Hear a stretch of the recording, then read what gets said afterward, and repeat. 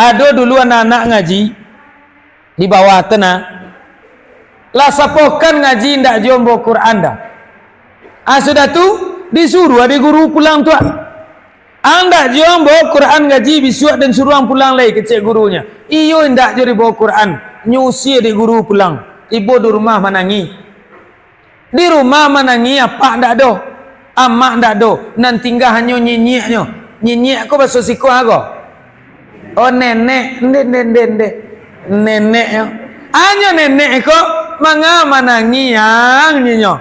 Ada di usia di guru pulang. Bamang ko di usianya. Ada ndak baca Quran, ndak bawa Quran ngaji. Banda ang bawa Quran. Quran den ndak ado do nek. Minta bolilah kapaan nyinyo. Apa den ndak bapiti. Mangko ndak do piti. Kesiapa den ndak do piti beli Quran dak kinira. Rokok den lu boli lah nyinyo. Ada minta ke amak den. Amak den dak mau lombolian do nyinyo. Bamang ko ndak boliannya. Den kan boli bodak den ang bisuak nyinyo. Ang pakai je lah Quran cabiak-cabiak tu dulu. Nah anyinyo iyo baka ke le nek solang lah den Quran nek. Jawab penenek ko. Den ndak ado lo punya Quran den ang den. Berarti na napaknya. Na neneknya jamaknya sama ketiganya.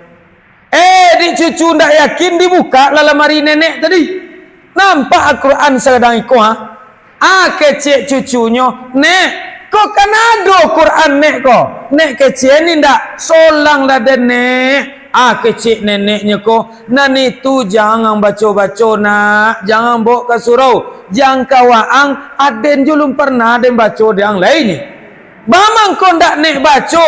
Iko mahar atuang dulu hon. Atuang kini lah mati nyo. Kalau dia baca Quran ko beko abila mahar atuang nang keren celik-celik lain.